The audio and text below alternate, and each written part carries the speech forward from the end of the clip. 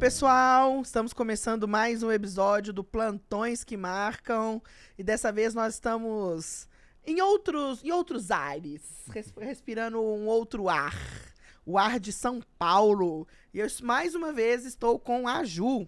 Eu já falei que eu sou cadeira cativa, né? Boa tarde, pessoal, sejam bem-vindos ao Plantões que Marcam.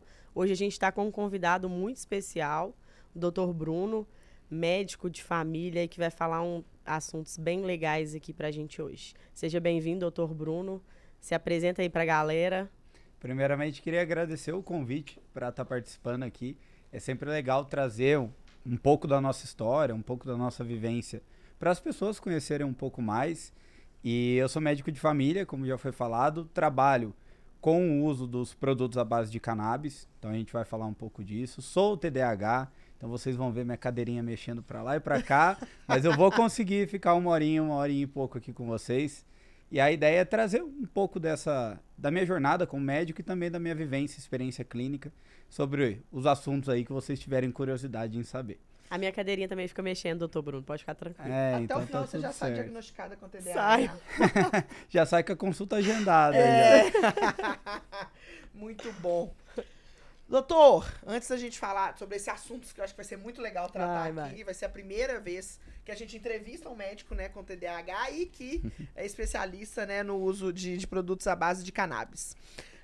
Mas, doutor, a gente sempre faz essa pergunta no começo de todos os nossos episódios, que eu acho que é importante, porque é uma decisão muito importante da vida, decidir ser médico. Então me conta, como que a medicina surgiu assim na sua vida? Como foi o processo de escolha? Tá, então o processo de escolha da medicina, ele foi um processo que na verdade não partiu de mim, num primeiro momento. Eu sou de uma cidade do interior de São Paulo, que tem 15 mil habitantes, 15 a 18 mil habitantes. Então é uma cidadezinha de interior. E aí, quando eu estava na minha infância, minha mãe trabalha em cartório, meu pai é analista de sistemas, nada com nada, não tinha nenhum médico na família ainda formado. E aí, meu pai convivia com muitos médicos, amigos dele ali da cidade, jogavam tênis junto e tudo mais. E não passei nenhuma dificuldade, nada disso na infância, porém, eu via que os colegas médicos do meu pai tinham algumas coisas que meu pai não tinha. Ele fazia questão de me mostrar isso, né? Então, tem uma chácara diferente, um carro diferente. Isso eu tinha lá meus 10 anos. Então eu vi uma casa com piscina, eu ficava maluco, né? E aí ele falou, ó, que legal. Meus amigos dentistas têm, advogados têm e médicos têm, né? E aí mas será? Não sei, era muito cedo também. Então até os 14 anos eu era meio rebelde, eu não queria não. Eu falava, não vou fazer. Mas eu falava isso só para contrariar eles, basicamente. Mas eu falava de fazer relações internacionais, queria ser professor, nutricionista, ia variando, ia mudando bastante de área. E aí, quando eu cheguei ali nos 14 para os 15 anos, eu decidi que eu queria ajudar as pessoas de alguma maneira, e eu vi que na medicina eu conseguiria isso. E, além disso, obviamente, eu teria um conforto, né, que era aquele conforto lá que eu via dos amigos dele. Então, foi uma escolha até, de certa forma, racional. A minha família tem um lado de ajudar as pessoas, de contribuir com a sociedade, a PAI, asilo, etc.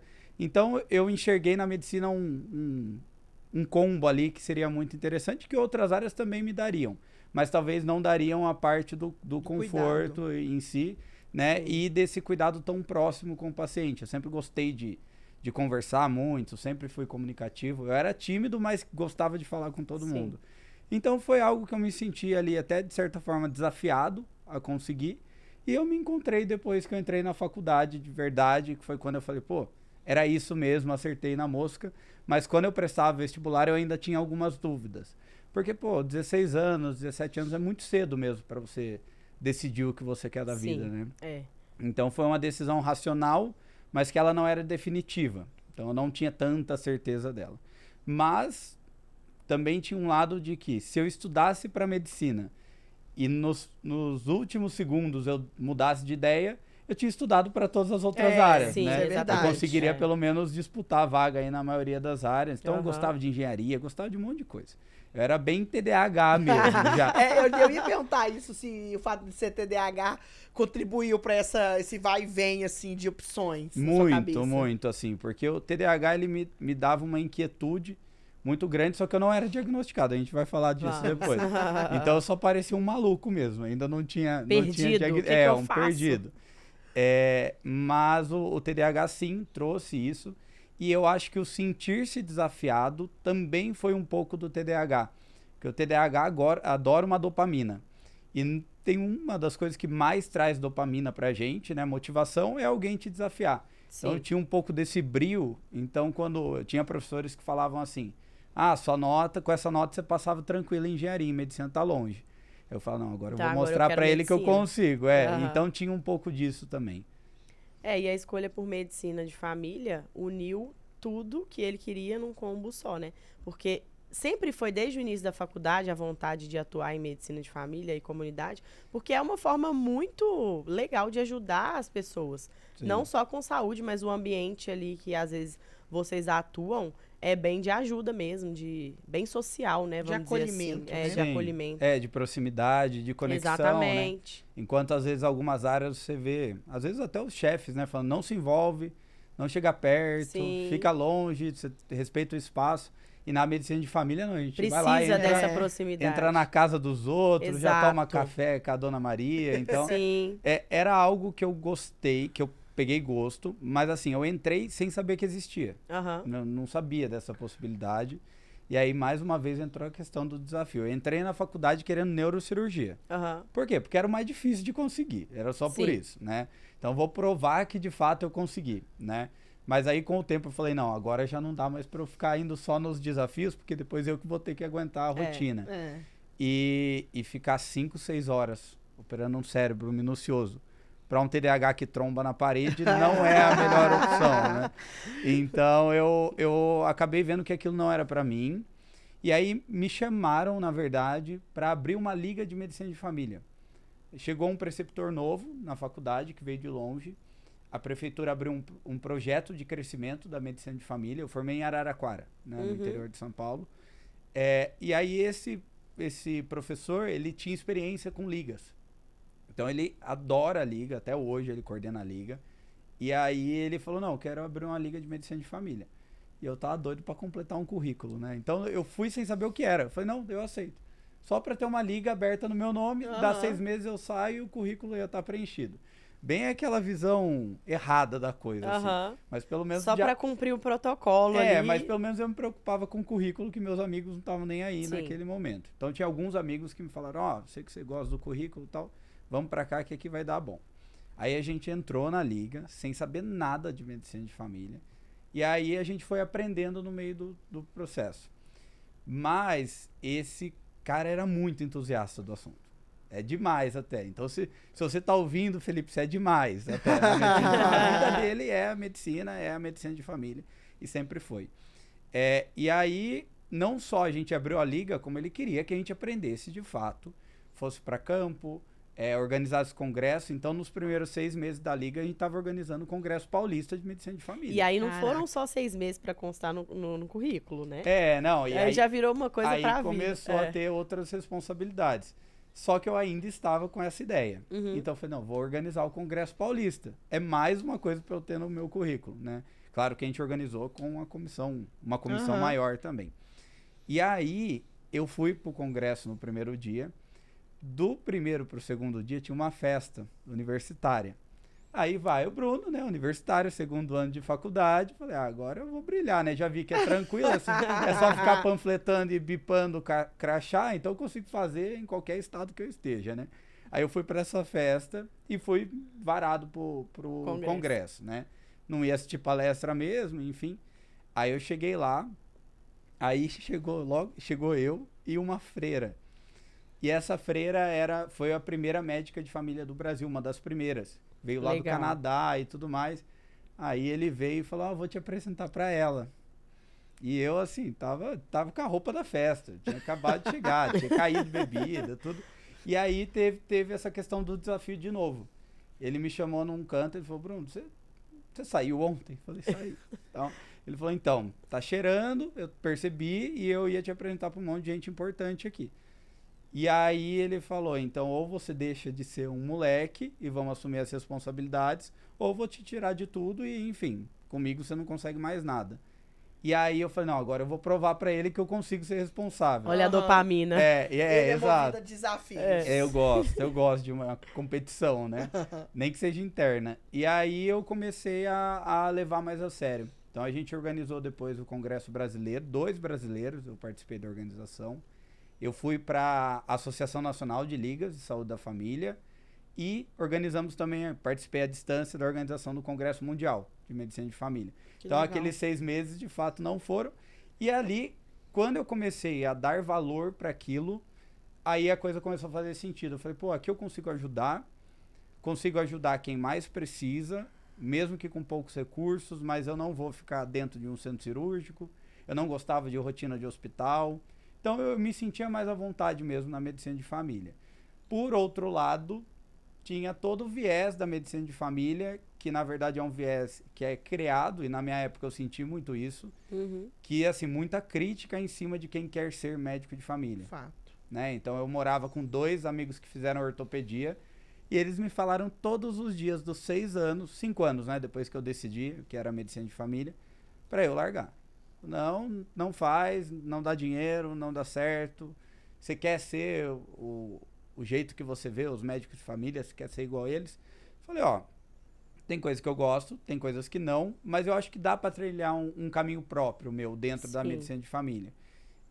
E hoje eles falam, pô, que você queria mesmo e que bom que você não ouviu a gente porque você faz algo que você gosta e você conseguiu adaptar para sua realidade. Com certeza. Né? Então foi algo muito bom, mas foi uma luta. Assim, eu ouvi algumas vezes em estágios, por exemplo, minha meta no seu estágio é que você desista de medicina de família, o professor falando. E aí você fala, não vou desistir, aí vira mais um desafio, aí menos ainda que eu largo, né? Você acha que o desafio é uma boa arma para ser desafiado? É uma boa arma para você vencer as dificuldades que o TDAH traz para sua vida? Porque você foi contando relatos em que você falou desafio. E o TDAH tem, às vezes, uma dificuldade de foco, mas o desafio te deixava focado. Sim. Na verdade, para algumas pessoas, sim.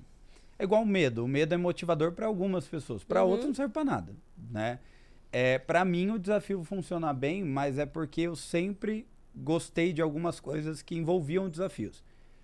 Esportes, meu pai estimulava muito isso, de uma maneira até que passava do ponto, assim. Tipo, eu com meu primo, pra gente brigar, era 2 palitos, porque o meu tio e meu pai ficavam, vamos ver quem joga melhor, e ficavam zoando os dois pra ver quem sobressaía ali. Então, é uma competição até demais. Eu não consigo jogar um baralho de boa, assim. Não, vamos apostar alguma coisinha, vamos ver se eu ganho. Muito competitivo. Eu sou bem competitivo. Então, pra mim, sim, é um desafio. Mas tem pessoas que não, né? Então, acho que varia muito de percepção pessoal mesmo. Sim. E o Dr. Bruno tem TDAH, vocês já puderam perceber aí, né, galera? Quando que veio o diagnóstico do TDAH? Você citou que quando estava escolhendo o curso, o que vai fazer com 16, 17 anos, ainda não era diagnosticado. Só era movido pelo desafio. Sim. Mas qual o momento que veio o diagnóstico? E como é que foi para você, assim? Tá. Porque acho que a partir daí você começou a entender tudo, sim, né? Sim. Eu falo que o diagnóstico ele foi mais terapêutico do que qualquer tratamento que eu já fiz. Porque o que acontece? Eu era tido como uma criança ansiosa. Só que a ansiedade é um medo e preocupação excessivas. E não era o que eu tinha. Eu era agitado, na verdade. Então, assim... Nem tinha medo e as pessoas falavam que você tinha medo.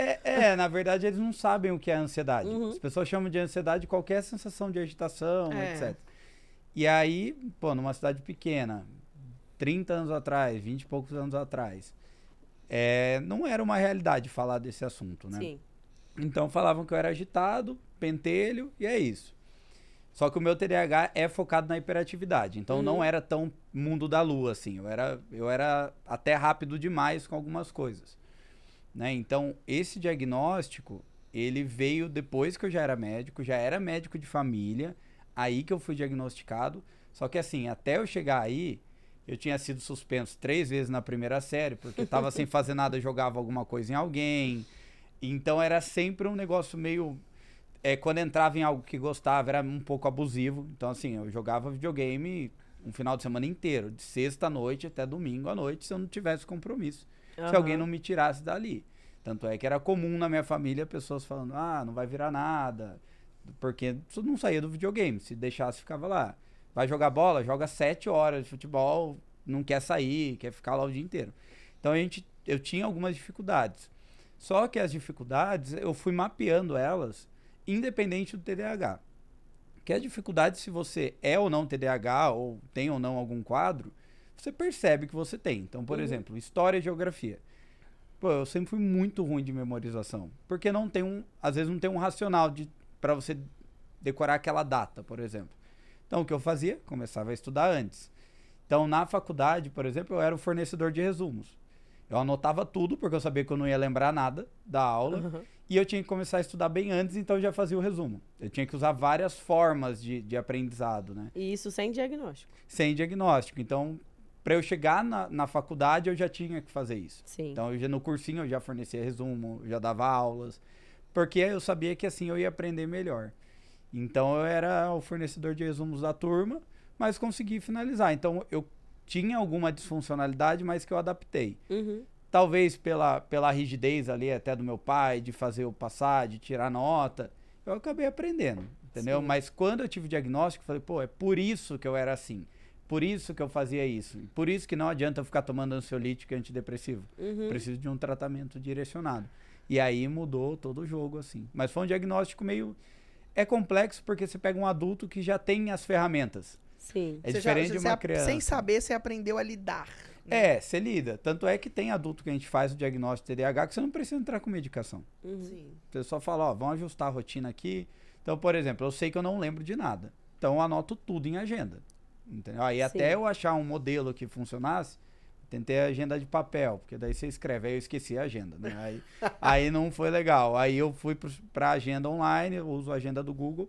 E aí anoto tudo lá que é recorrente, aí não tem que ficar lembrando, né? Sim. Então aí ficou um pouco mais tranquilo. Mas o diagnóstico foi libertador, assim.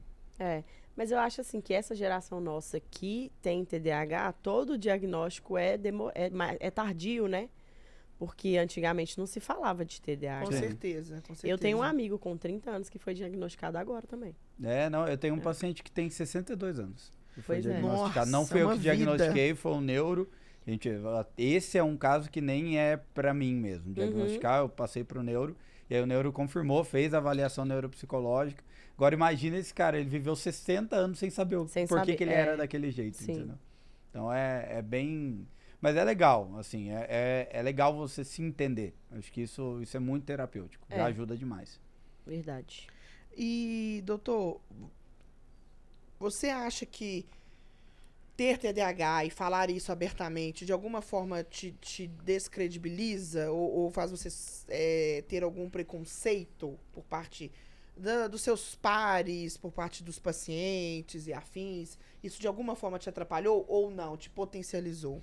Na verdade, eu encaro que isso, na verdade, é uma força para quem é TDAH e está buscando um alento. Porque, assim, as pessoas têm na cabeça, e de fato isso é inquestionável, que é difícil você ser médico, né? Você tem que passar e tudo mais, tem que estudar bastante. Então, eles verem que alguém que é TDAH, que nem tratamento fazia, né, conseguiu chegar, eu acho que isso é muito mais estímulo para as outras pessoas do que, por exemplo, um paciente falar, não vou porque ele é TDAH. Na verdade, a gente recebe muito mais pacientes que falam, eu vim porque você é TDAH, porque você vai me entender, do que o lado oposto, assim, o lado negativo. Então, eu nunca tive nenhum tipo de preconceito, só essas questões comportamentais que, como as pessoas não entendiam, elas às vezes julgavam. Então, por que o Bruno não quer ir no barzinho com a gente, ficar 6 horas sentado? Porque ele não consegue ficar 6 horas sentado. Da meia hora eu quero ir embora. Então, às vezes, as pessoas encaravam isso de uma maneira errada, entendeu? Mas não necessariamente pelo diagnóstico em si, mas pelo comportamento que o diagnóstico gerava, né? E aí, depois que eu fui diagnosticado, até isso ficou mais leve. Meus amigos sabem, tem que estar interessante, senão o Bruno vai embora. Eu saio quando a gente sai, eu e a minha noiva, a gente fala, não, vamos tirar uma noite para sentar, tomar um chopp num barzinho, ficar horas lá. Tem vezes que a gente leva baralho. A gente fica no barzinho jogando baralho pra dar uma distraída, entendeu? Senão eu não fico. Gente, eles não são antissociais. É porque eles não conseguem ficar no bar sentado sem fazer nada. É uma monotonia mesmo. Então às vezes você resolve com baralho, com Uno. Uno. Xadrez, dama, qualquer tipo de entretenimento. Existem até variações de Uno agora. Quando junta eu, meu pai, meu irmão, eu tenho irmãos bem mais novos, né? Tenho um irmão de 10 anos e um de 13. Quando junta com eles, normalmente a gente joga Ludo, joga algum... Eu amo jogar Ludo. Só pra ficar, não precisa, é só jogar o dado, não tem que fazer mais nada, né? Mas é só pra ficar distraindo, assim, ajuda bastante. Verdade. E tem alguma história engraçada que você já viveu por ter TDAH?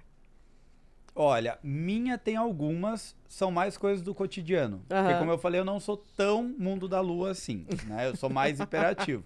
Então, por exemplo, o que é engraçado na minha rotina é que em casa, eu trabalho online 100%, eu dou mais de 10 mil passos dentro de casa.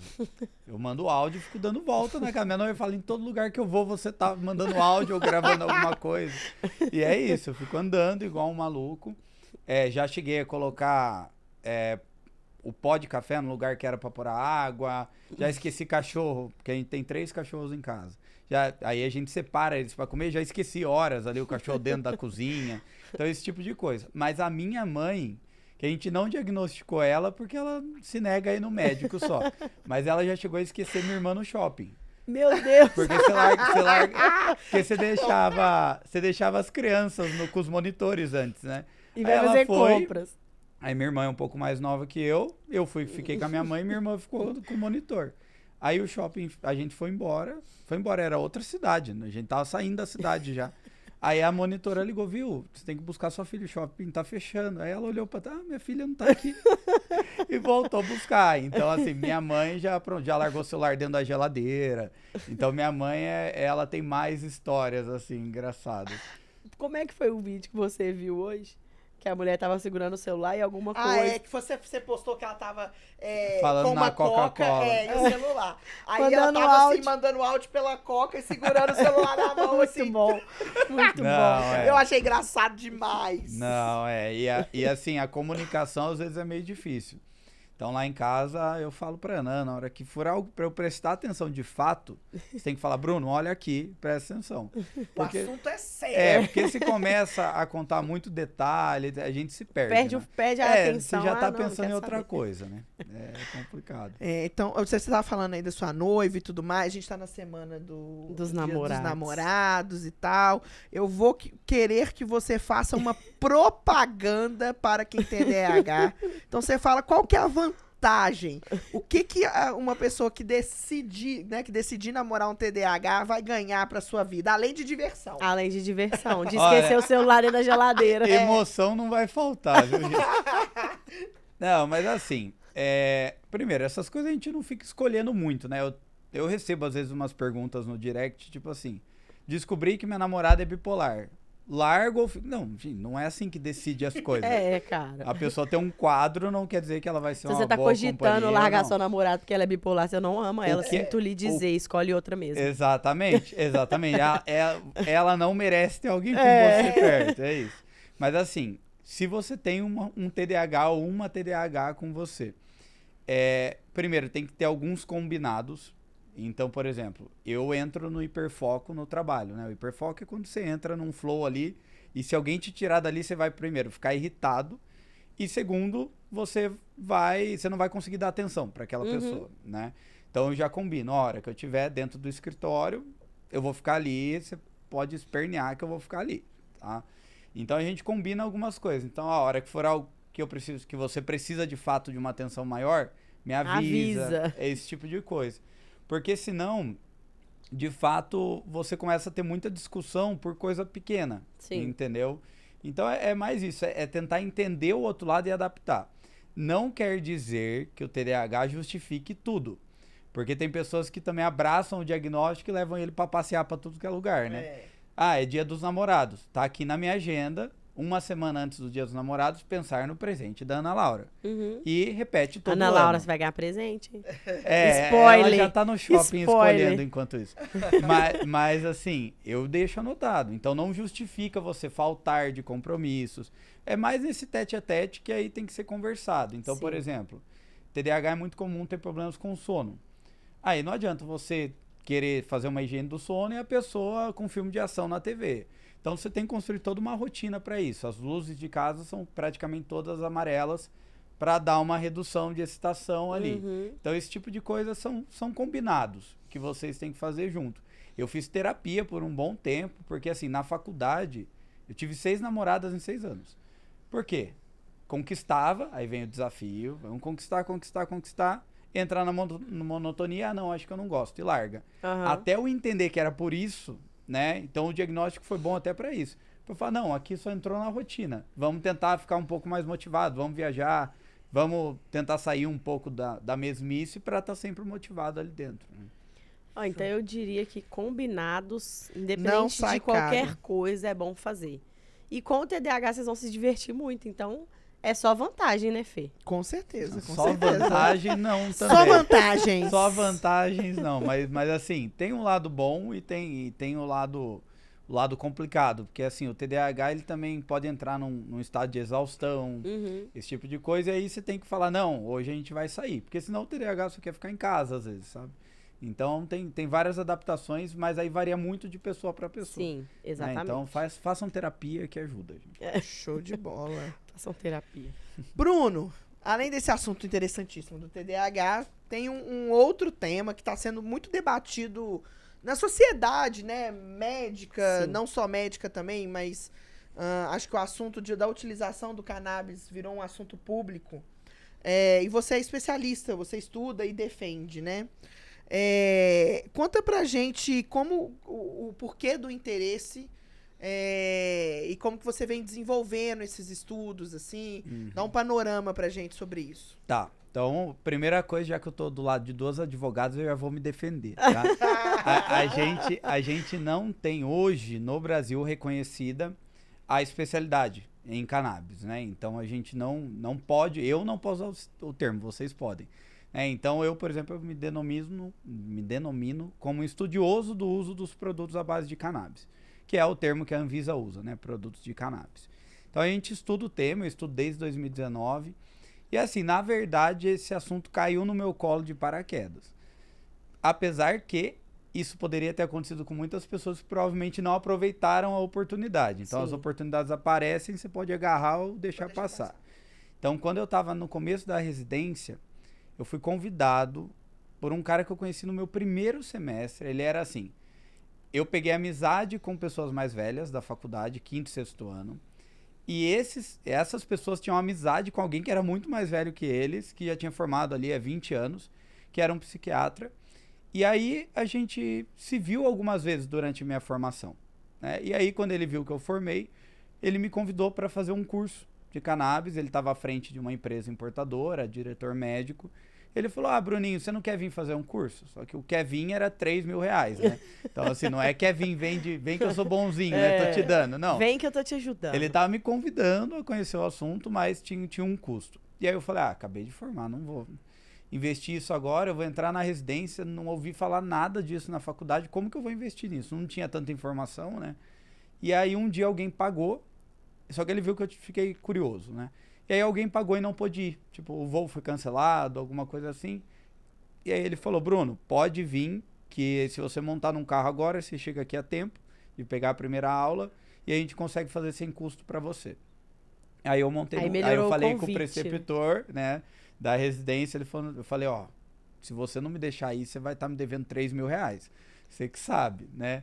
Aí na medicina de família a gente tem uma abertura melhor com os chefes, né? Então ele possibilitou de eu ir. Falou, só que depois você vai vir aqui e vai ensinar a gente o que você aprendeu lá. Só que eu cheguei lá e era assim, R$1.500 no mês e eu trabalhando no SUS, né? Fazendo residência para ficar no SUS. A minha visão ainda era de continuar na atenção primária do SUS depois, naquela época. E aí eu falei, legal, mas assim, era uma empresa dando aula, médico de família super pé atrás com esse tipo de coisa, né? Porque a empresa falando do produto que eles trazem, importado, caríssimo, e que não é da realidade dos meus pacientes. E eles vão falar só os pontos positivos. Lógico. E assim, foi um curso que de fato só falou ponto positivo, tá? Não foi um curso ruim, foi um curso introdutório. Hoje um curso como aquele é dado de graça, de fato, né? E aí eu aprendi, mas não apliquei, né? Só que esse meu colega, Ele falou, só que agora eu sou diretor médico, então na verdade eu quero que você aprenda para atender meus pacientes que eu não posso mais atender. Então ele me passou uns 5, 6 pacientes que ele achou que estava condizente eu atender, né? E aí eu comecei a acompanhar esses pacientes. E alguns deles eram casos bem graves que melhoraram muito. Então era um autismo com nível de suporte 3, era uma epilepsia grave, era um Parkinson que com 40 anos estava aposentado porque não conseguia trabalhar. E eles estavam voltando a ter funcionalidade. Então eu praticamente só acompanhei. Ele que dava conduta, ele falava, Bruno, eu faria isso. Nesse caso, os pacientes estavam cientes que era isso, né? Eu falei, tô aprendendo, tem um mentor aqui me ajudando. E aí, esse conhecimento ficou acompanhando só esses pacientes. Aí eu terminei a residência, fui convidado para coordenar uma residência junto com um colega meu em Catanduva. Fui, só que assim, eu saí da minha formação numa sexta-feira, na segunda eu tinha 5 internos, 2 residentes para eu cuidar e um programa de residência para coordenar com ele. E aí não demorou muito para eu ter um burnout, né? Aí eu tive um burnout e falei, gente, eu vou ter que sair da medicina de família. Eu entrei naquela pira lá de trás de que o médico de família só tinha aquela possibilidade. Onde que eu posso empreender? Aí, porque eu já queria empreender, já tinha lançado o curso de investimento para médico lá atrás, eu gostava dessa dinâmica, né? E a medicina de família não estava me trazendo isso. Falei, não, agora é hora de mudar. Aí eu abri um e-commerce com coisa de chinesa, nada a ver. Luzinha mágica de criança, microfone de karaokê. Aí eu chegava do posto e aí ficava embalando coisa pro correio depois. E aí eu falei, não, isso aqui também não dá. Não vai ser tão legal, não vou ter que colocar gente aqui dentro de casa para embalar as coisas, né? A Ana me ajudava já nessa época. Eu falei, pô, o que na medicina eu sei que poucas pessoas sabem, mesmo que de forma superficial naquele momento, e que eu poderia, de fato, empreender e que talvez tenha interesse do público. Aí eu peguei um Instagram meu, que tinha 2.000 seguidores ali, e lancei umas enquetes sobre cannabis. Me veio o estalo, né? Falei, dá para trabalhar via telemedicina, porque eu não queria ficar em Catanduva, mas a Ana estava se formando. Falei, vamos tentar alguma coisa que dá para eu mudar depois, né? E aí eu acabei voltando a me aprofundar no assunto, aí eu comprei alguns cursos, falei, não, vou aprender aqui. Comprei mentoria de consultório particular, e aí aprendi a montar o consultório e comecei a atuar. E aí quando eu comecei a fazer o particular, eu ainda estava no posto, né? Eu comecei a ver que eu conseguia fazer muita coisa da medicina de família, mesmo online, e mesmo que a pessoa não tivesse chegado até mim pela medicina de família. Porque as pessoas hoje no Brasil, elas não valorizam tanto e elas nem entendem de fato o que é. E aí o que acontece? O médico de família, ele quer abrir um consultório, ele vai para o Instagram, ele vai falar de coordenar cuidado, de contato próximo. Só que as pessoas não compram isso. Elas acham legal, mas ela quer alguém que resolva o problema delas, né? Então é isso, elas compram a solução e a experiência, né, da consulta.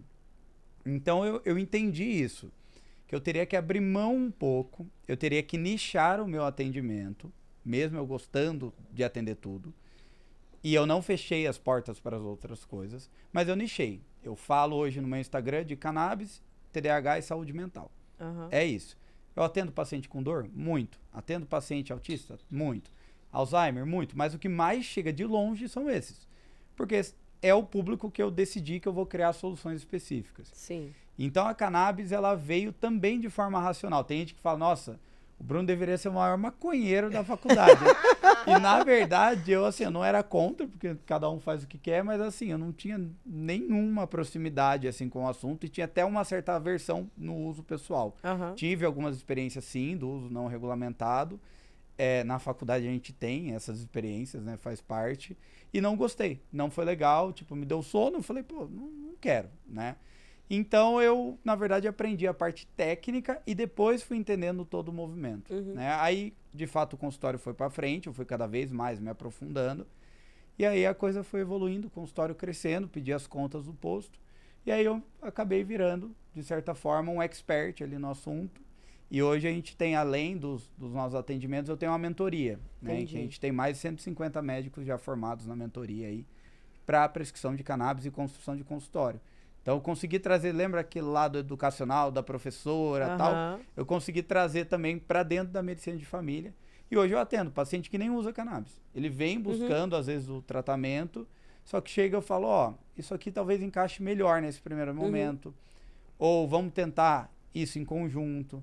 Aí, minha avó tem diabetes, você trata? Não trato, vem aqui, aí não tem nada a ver com cannabis. Então, a medicina de família, ela entrou ali de qualquer forma, né? Mas, muitas vezes, o chamariz não é ela. Sim. Né? E é um erro muito comum do médico de família. Ele quebra o consultório ser valorizado por algo que não é o que as pessoas estão buscando. Sim. Né? E como que é hoje, assim, no Brasil, os medicamentos à base de cannabis, tem algum tratamento permitido? Como que é legalmente, assim, falando? Legalmente você, até o momento, na verdade, você tem um ato médico que te previne e você pode prescrever para o paciente que você achar que tem indicação, tá? Sim. Porém, a gente tem algumas indicações mais clássicas e com mais evidência científica, que vão ser epilepsia grave e refratária, esclerose múltipla com espasticidade, náuseas e vômitos por quimioterapia. Então, aqui a gente ainda está num grupo populacional pequeno, né? Apesar de, lógico, tem bastante paciente oncológico? Tem.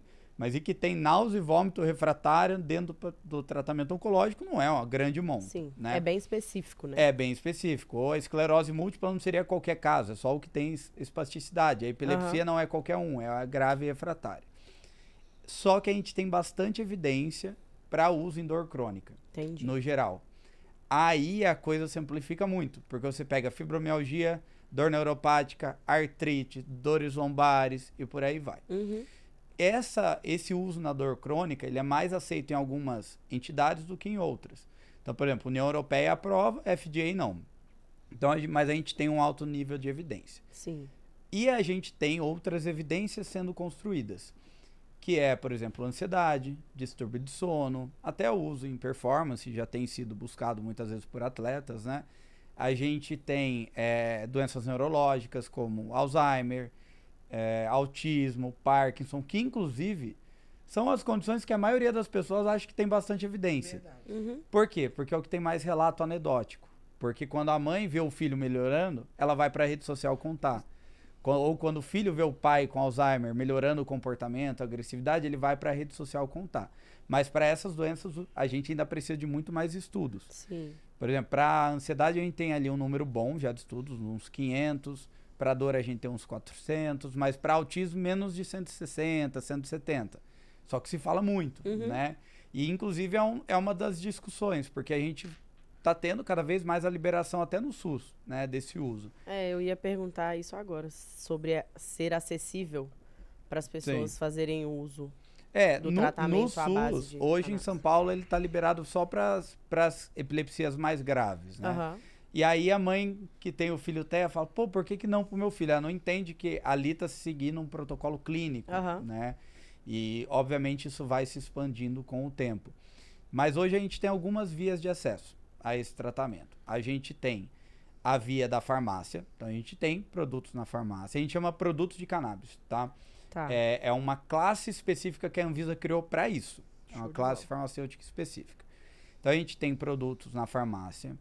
Os produtos de farmácia são bem interessantes, só que ele tem algumas limitações de composição. Então ele tem até só um pouquinho ali de THC, que é o componente mais psicoativo, né? Ou a maioria, inclusive, é só canabidiol, só um dos componentes. A gente tem a via da importação, que é a via mais utilizada na maioria das vezes. Apesar de demorar um pouco para chegar, ela já é bem mais barata, ela tem um controle farmacêutico nas empresas boas, né? Tem um bom controle farmacêutico também. E a gente tem a terceira via, que são as associações de pacientes, que são semelhantes a ONGs, em que o cultivo é aqui no Brasil, só que eles não são regulamentados pela Anvisa. É uma autorização judicial para que eles possam produzir. Cabe ao médico, obviamente, decidir se ele quer prescrever ou não de uma via não autorizada, mas é uma via que dá acesso, tá? Então a gente tem, por exemplo, nas associações, pacientes que conseguem até sem custo medicação. Eu atendo pacientes sociais, por exemplo, só que ele tem que ter acesso. Não adianta eu não cobrar a consulta e ele não conseguir comprar. Exato. Né? Então a gente tem essa via e tem as judicializações também, em que o paciente busca o direito dele frente ao plano de saúde ou ao SUS de ter acesso àquela medicação, só que isso pode ser aceito ou negado, né? Na maioria das vezes, o paciente, para ele judicializar, o ideal é que ele já faça tratamento. Então, mesmo assim, ele vai ter que ter um custo mínimo ali, ou pelo menos, ou sei lá, a empresa doar o produto para ele, alguma coisa assim, para depois judicializar. Porque hoje, se a gente for ver uma base, a gente faz a maioria dos tratamentos com uma base de R$200, R$250 mês. É um valor baixo? Pô, o salário do brasileiro é R$1.400, né? Então não é baixo, mas é muito mais acessível do que os 1.500 em 2019. Sim. Então você vê num pequeno espaço de tempo uma melhora muito grande, assim. Muito significativa. Então esse acesso tem sido cada vez mais fácil, mas ainda não é a realidade de todos. Uhum. E aí tem uma quarta via de acesso, que é a via do paciente produzir seu próprio remédio. Essa é a via mais complexa. E aí tem algumas pessoas que fazem, pô, mas é a via mais barata. Então nessa via daria certo. Sim, só que o advogado vai cobrar de 10 a 15 mil para fazer isso. Então não é para quem não tem dinheiro também. Uhum. É, na verdade, para o cara que tem dinheiro e quer seguir por essa via. Né? Então é algo ainda muito complexo para populações com renda menor. Uhum. Né? Eu acho que é uma questão que tem que ser... Hoje em dia existem advogados já especialistas nessa área, né? Em conseguir essas autorizações, até mesmo em tratamentos experimentais, se tiver bem fundamentado, com laudos laudos médicos muito bem estruturados, é possível conseguir isso via judicial. Mas eu vejo que tem que ter um trabalho ainda de conscientização da população, conscientização governamental, para melhorar e facilitar o acesso. É algo que tem que ser realmente amplamente debatido, porque eu também enxergo os grandes benefícios, principalmente nos tratamentos de transtornos e doenças mentais, assim. Então, acho que tanto da classe dos médicos, mas também da classe governamental tem que ter um cuidado maior, uma atenção maior a esse tema para a gente conseguir avançar. E uma abertura, né? Porque sim. Senão a gente não sai do lugar. Né? Exato. Não adianta as pessoas se fecharem para isso. Algo que é comprovado, que tem uma eficácia, que é positivo, e as pessoas se fecharem por puro preconceito. Exato. E aí atrasa uma coisa que poderia avançar tanto, os tratamentos a doenças que, assim, é difícil, né, de tratamento. Alzheimer. Sim. Se melhorar um paciente com Alzheimer, com medicação, não vai melhorar. É complexo, não é todo paciente que responde ao que a gente tem de convencional. E assim, se a discussão fosse técnica, na verdade a gente já estaria num patamar muito diferente. Sim. Só que as pessoas misturam as coisas. Inclusive, coloco até os profissionais no meio. Eu tenho, como médico, a minha posição técnico, científica, benefício do meu paciente. Uhum. E eu posso ter a minha visão social e política alinhada com isso, ou até de certa forma. Tem profissionais, por exemplo, de saúde, que são a favor do uso terapêutico, mas não são a favor da legalização. Ele pode ser a favor do que ele quiser, só que ele não pode misturar os assuntos. Exato. Na minha concepção, de cara. Porque é uma caminhada ainda que a gente tem que ter, né? Então a gente tem que chegar primeiro com artigo, com embasamento científico. Se você quiser, do outro lado, levantar a bandeira da legalização, você levanta. Mas todos os países praticamente que seguiram para esse caminho, primeiro veio a parte técnica. Né? O problema é que o outro lado, também o lado contrário, não vem com o lado técnico. E aí você mistura muito as discussões, né? Você mistura o ativismo com a parte técnica medicinal, e do outro lado tem alguém falando que é droga e que não pode ser usado, que é só o canabidiol, que é só a molécula que é benéfica, sendo que com THC a gente tem mais de 1.700 estudos. Então a gente não tem uma discussão tão embasada, né? E isso dificulta muito as coisas. Né? E aí não tem uma discussão técnica, mas tem uma discussão política. Eu vejo que tem algumas esferas que usam isso ou para se favorecer, defendem para se favorecer, combatem para se favorecer. Exato. Né? E aí o assunto que teria que ser o centro das atenções, né? Fica dissipado. Né? Sim. Mas a gente está vendo um crescimento. Assim, a gente já vê, por exemplo, um número crescente de vereadores pró-cannabis. Até tem uma médica, colega minha, que lançou a pré-candidatura dela. Eles até fizeram no Paraná um trabalho bem bonito, assim, a doutora Amanda, o doutor Matheus Abdala, Renan Abdala, fizeram um trabalho bem legal. Tem uma lei lá no Paraná, né, relacionada ao uso da cannabis, mas a gente ainda tem que ocupar mais espaços. E a bancada do CFM e da ABP, né, a Associação Brasileira de Psiquiatria, eles são muito conservadores no assunto. Então a gente tem uma resistência muito forte desse lado, E aos poucos isso vai ganhando espaço, mas assim, não é incomum terem discussões bem calorosas sobre o assunto. O CFM está até revisando o que seria uso compassivo para tentar reduzir aí o acesso a essa possibilidade. Então a gente tem os dois lados aí que a gente tem que fica nessa luta. E né? a resistência, você acredita ao quê? A quê? Eu acho muito que é viés somente político mesmo. Assim, quem quer a legalização é polarizado para a esquerda, quem não quer é para a direita. E na verdade, primeiro, essa polarização não faz sentido nenhum, né? Tem algumas coisas que eu concordo da esquerda e algumas coisas que eu concordo da direita, né? Exato. E tá tudo certo. Mas eles levam isso mais a ferro e fogo. Tanto é que em outubro de 2022 teve, meu consultório agora que tava indo, eu saí do burnout, aí lançaram uma nota que não ia poder prescrever mais. É uma coisa assim, e foi logo depois de uma visita de uma ala muito conservadora ao CFM. Então as coisas ficam muito, muito alinhadas nesse sentido, sabe? Só que, por outro lado, quando abre um pouquinho as pernas, o governo, a Anvisa e tudo mais, as empresas abusam.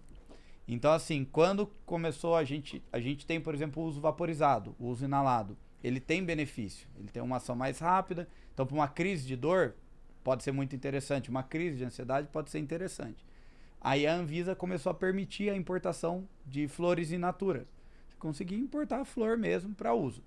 Aí o que as empresas fizeram? Contrataram um rapper, MC, em vez de chamar o cara que melhorou da ansiedade com a flor. E chamavam essas pessoas para fazer propaganda.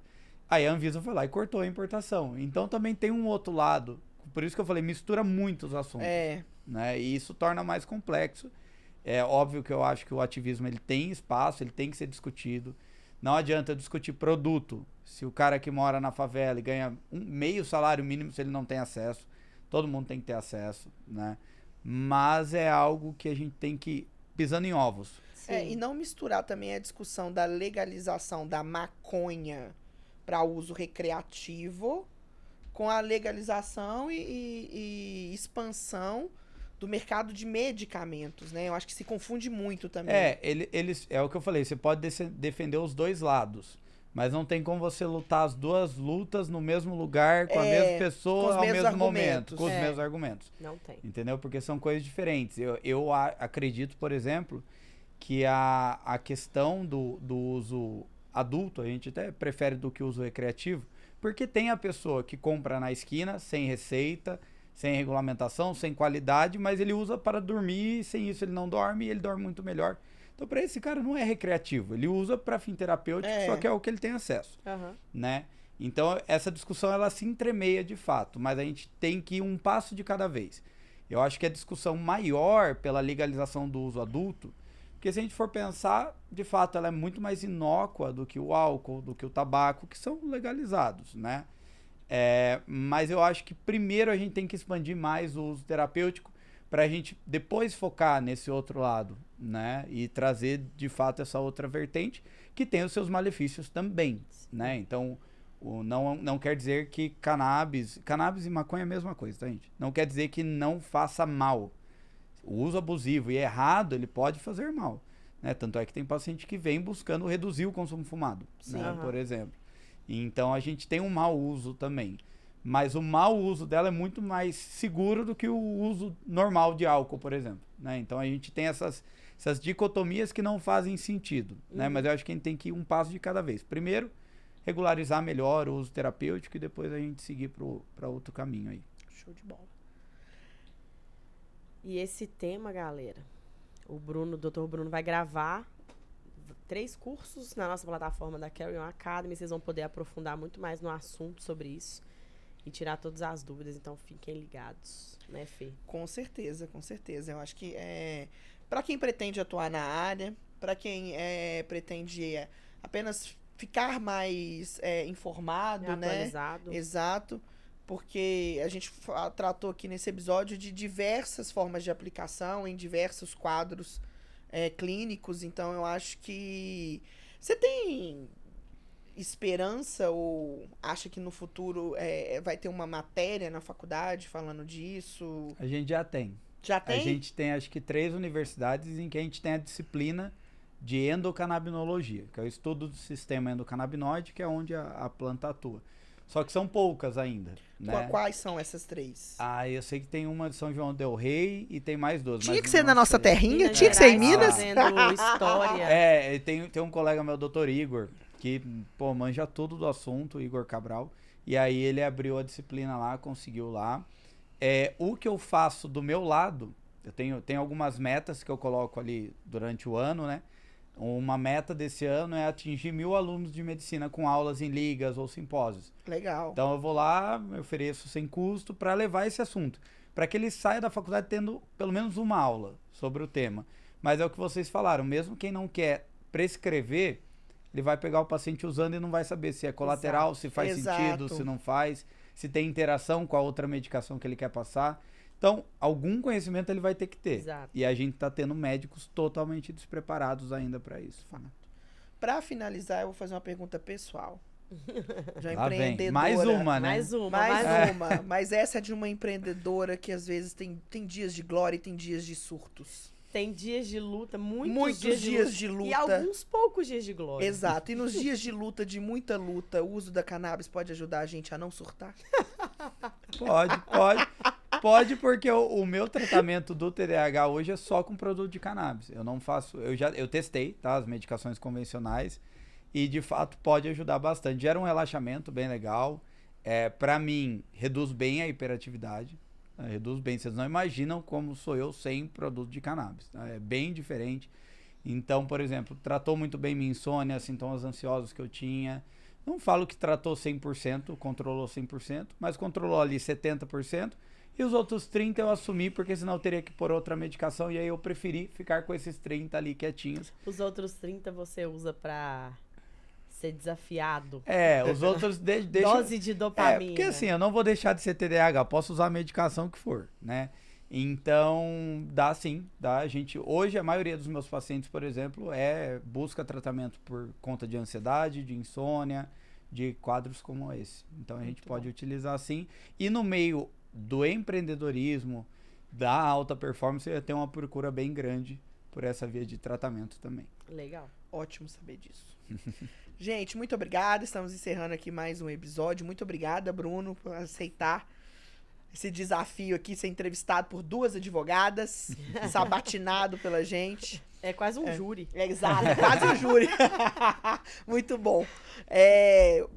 Nosso 3º episódio aqui em São Paulo, então sempre que eu estou aqui na cidade eu fico muito feliz de conversar com profissionais da saúde paulistas. Acho que aqui é um grande polo de conhecimento, de empreendedorismo, de avanços na saúde mesmo, então muito obrigada. Eu que agradeço o convite, gente, foi um prazer. E eu não sei se o Dr. Bruno percebeu, eu não parei de balançar a cadeira agora que eu me dei conta. Ju, você Tem que talvez marcar. você tenha passar TDAH. o contato da secretária. Tá bom. Como quem não quer nada. Exato. Vai que você precisa. Exato. Obrigada, gente. Valeu. Até a próxima.